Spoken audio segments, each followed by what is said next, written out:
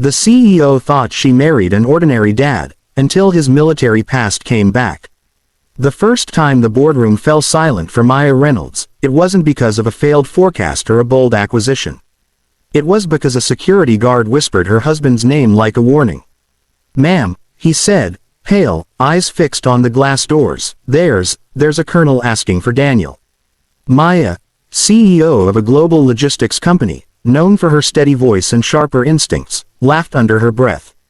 Daniel, her Daniel, the man who packed school lunches with notes shaped like hearts. The dad who volunteered at the community center and fixed neighbors' broken bikes. She waved the guard away. "You've got the wrong Daniel." But then the colonel stepped into view, crisp uniform, posture carved from discipline, and when his eyes found Daniel across the lobby, he stood at attention. "Sir." The room froze, and Maya felt the world tilt. Maya met Daniel years earlier in a hospital cafeteria at dawn, both of them sleepless and waiting. She was fresh from a brutal merger, power suit wrinkled, hair tied back with frustration. He was there every morning, she noticed, holding a cup of terrible coffee and a paper bag of muffins he handed out to nurses like peace offerings. They talked about ordinary things, weather, burnt coffee, how kindness often arrived quietly. Daniel never asked what she did. He listened. When she mentioned her company in passing, he nodded like it was just another detail, not a headline. He told her he had a daughter, Lily, 8 years old, curious and kind. "She believes everyone has a good reason," he said once, smiling. "Even when they don't." Daniel worked at the community center. He organized food drives, coached soccer, and somehow remembered every kid's name. He never complained, never raised his voice. When Maya's car broke down one night, he waited with her in the cold until help arrived, offering his coat and stories to pass the time. She fell in love with the way he noticed people. When they married, the press called it unexpected, the high-powered CEO and the ordinary dad. Maya didn't correct them. She liked that he stayed untouched by the spotlight. He preferred it that way. At home, Daniel cooked simple meals and asked about her day like it mattered. He showed up. At school plays, parent meetings, neighborhood cleanups. Lily grew into Maya's heart with laughter and trust, and Maya learned how to slow down, how to choose people over pace. Daniel never talked about his past. When asked, he'd shrug. "I've lived a few lives," he'd say. "This one's my favorite." Maya didn't push. Love, she believed, meant letting silence be safe. The letter arrived on a Tuesday. It was plain, official, and stamped with urgency. Daniel read it at the kitchen counter, shoulders tightening. Lily watched him, sensing a shift. Maya asked if everything was okay. "It's something from before," Daniel said gently. "I need to go in tomorrow." The next day, Maya returned to her office late from meetings, mind crowded with numbers and deadlines. That's when the guard whispered, and the colonel appeared, and Daniel, her Daniel, straightened in a way she'd never seen. "Permission to speak freely, sir?" the colonel asked. Daniel nodded. "At ease, Tom." "Tom, not colonel." "Not sir." Maya watched as the colonel's rigid form softened. "We need your help," he said.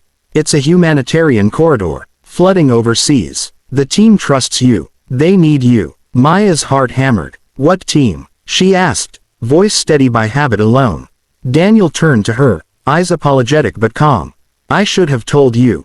He didn't reveal medals or missions.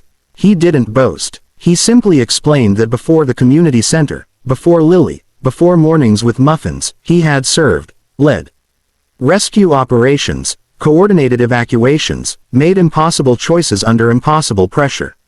He had left when Lily's mother died, choosing a quieter way to serve. "I didn't want to be that man anymore," he said. "I wanted to be a dad." The colonel cleared his throat. "He saved hundreds," he said softly. "He taught us that leadership is kindness under fire." Maya felt tears blur the edges of the room. She thought of every moment Daniel had stepped back so others could step forward. Every time he chose patience. Every time he chose home. "And now?" she asked. "Now," Daniel said, "people need help." The twist came not with sirens or speeches, but with a choice. Maya could have said no. Her company was in the middle of a critical expansion. Investors watched her every move. The world expected her to be unyielding. Instead, she did something unexpected. She stood, extended her hand to the colonel, and said, "What do you need?" What followed wasn't chaos, it was coordination. Maya redirected company resources to support relief logistics. She cleared planes, rerouted shipments, and opened warehouses. She called contacts not to negotiate profits, but to move medicine, food, and clean water. Daniel joined the mission, not as a hero returning to war, but as a man returning to service. He led with the same quiet care he used with Lily's homework and the community center's long lines. He listened. He noticed. He chose people. Weeks later, when the floodwaters receded, a video surfaced online, not of dramatic rescues, but of Daniel kneeling in the mud, tying a child's shoe while laughing at the mess. Of Maya standing beside local leaders, sleeves rolled up, listening more than speaking. The story spread, not because it was flashy, but because it was human. The emotional climax didn't arrive with applause. It arrived one evening when Daniel came home, tired but whole. Lily ran into his arms. Maya watched them, heart full and aching. Daniel held his daughter, then looked at Maya with gratitude and something deeper, relief. "I was afraid you'd see me differently," he said later, as they sat on the porch. "I do," Maya replied. "I see you more clearly." She realized then that leadership wasn't about command. It was about care. That the strongest force she'd ever known wasn't her company's reach, but her husband's restraint. His choice, every day, to be kind. Months passed. The world moved on. But something in Maya had shifted permanently. She changed how meetings began, asking about people before projections. She invested in communities, not just markets. She made room for empathy in a place it was often missing. Daniel returned to the community center, to muffins and morning coffee. He never wore his past like a badge. But when a new volunteer asked why he did so much for others, he smiled. "Because someone once did it for me," he said. The headline eventually faded, but the message didn't. Sometimes, the most extraordinary strength hides in ordinary choices. Sometimes, the people who save the world are the ones who pack lunches, fix bikes, and believe everyone has a good reason. And sometimes, love isn't about discovering who someone was, it's about standing beside who they choose to be.